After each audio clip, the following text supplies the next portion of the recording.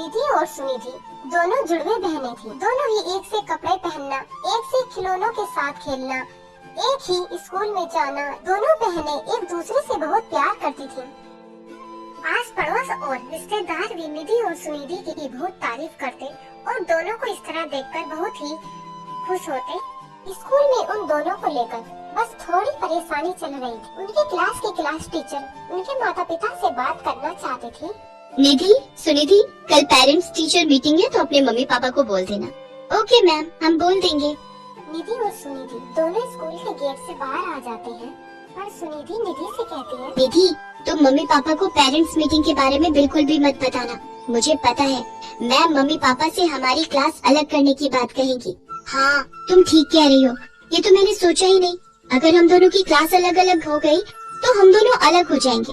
ठीक है, मैं मम्मी पापा को कुछ नहीं कहूँगी और तुम भी मत कहना। निधि और सुनिधि अपने स्कूल के बारे में कि उनके माता पिता को बुलाया है, ये बातें अपने माता पिता से नहीं बताती हैं। एक दिन बाजार में निधि की टीचर उनकी मम्मी को मिलती है और वो सारी बात बताती हैं। वो सोचती है कि उनसे मिलने के लिए कितनी कोशिश की जा रही है। पता है इन दोनों की टीचर आज मुझे मिली थी, पर इन दोनों ने इसलिए नहीं बताया ताकि इन दोनों की क्लास अलग ना हो जाए। अभी तो दोनों छोटी हैं, बड़े होकर भी इन्होंने साथ रहने की जिद की तो मम्मी हम दोनों हमेशा साथ रहेंगे। हाँ मम्मी, हम हमेशा साथ रहेंगे। कोई नहीं जानकी, बच्चियां हैं, बड़े होकर समझ जाएगी। समय बीतता गया और दोनों बहनें बड़ी हो गईं। दोनों के लिए अच्छे अच्छे रिश्ते आने लगे। उनके मम्मी पापा सोचते कि दोनों के लिए बढ़िया घर बार मिले। निधि एक स्कूल में टीचर थी और सुनिधि एक बैंक में काम करती थी। दोनों ही हर रिश्ते के लिए मना कर देती। वाह निधि, लड़का बहुत अच्छा था, फिर तुमने रिश्ते के लिए मना क्यों कर दिया बेटिया? बस ऐसे ही, वो मुझे अच्छा नहीं लगा। मैं सब जानता हूँ, ये तुम दोनों की चाल है, इसलिए तुम दोनों हर रिश्ता मना कर देती हो। ऐसे कैसे चलेगा जी? आप इन दोनों के लिए रिश्ते लाते रहोगे, दोनों मना करती रहेंगी। हेलो जी, बोलिए। जी ओह, थैंक यू सो मच, आपने मेरी बहुत बड़ी मदद कर दी। मैं आपसे कल मॉर्निंग में बस स्टॉप पर मिलती हूँ। जी ओके ओके। क्या हुआ निधि, तुम इतनी खुश क्यों हो गई? किसका फोन था? अरे आज सुबह बस स्टॉप पर मेरा पर्स गिर गया था, मैं जल्दी में थी, मैंने ध्यान नहीं दिया और यहाँ घर आई तो ये सब हो गया, तो मैं तुम्हें बताना ही भूल गई। वो मेरा पर्स एक है जिनका नाम सौरभ है, उनको मिल गया है। उन्होंने मेरे कार्ड्स पर मेरा नाम देख लिया था तो मुझे अभी भी कॉल किया है। कल सुबह वो मुझे बस स्टॉप पर मिलेंगे तो उनसे मैं ले लूंगी। ये तो बहुत अच्छा हुआ, वरना आजकल के जमाने में ऐसे लोग कहाँ मिलते हैं जो किसी का पर्स लौटा दे। अगले दिन निधि सौरभ से मिलती है। सौरभ निधि को पर्स दे देता है। धीरे धीरे निधि को सौरभ का स्वभाव बहुत अच्छा लगता है। एक दिन सौरभ ने निधि से कहा, अब निधि मैं तुमसे शादी करना चाहता हूँ। मुझे तुम बहुत पसंद हो। सौरभ, मैं तुमसे शादी नहीं कर सकती, सॉरी, मुझे माफ करना। हम अच्छे दोस्त बनकर रह सकते हैं पर शादी नहीं। पर निधि कोई तो वजह होगी जिस कारण तुम मना कर रही हो। सौरभ, मैं वजह नहीं बता सकती। अच्छा मुझे देर हो रही है, मैं चलती हूँ। निधि सौरभ को प्यार तो करती थी, लेकिन सौरभ से ज्यादा वो अपनी बहन निधि से प्यार करती थी। निधि सौरभ को शादी के लिए मना कर देती है और घर आ जाती है। कुछ दिनों से निधि बहुत उदास थी। सुनिधि ये सब देख रही थी। निधि, तुम मेरे लिए अपने प्यार को क्यों छोड़ रही हो? तुम सौरभ से शादी के लिए हाँ कह दो। नहीं सुनिधि, हम दोनों बहनों ने हमेशा साथ रहने का वादा किया था, इसलिए हम अगर शादी करेंगे तो उसी घर में करेंगे जिस घर में जुड़वा भाई होंगे। हम जुड़वा बहनें उसी घर में शादी करके जाएंगे।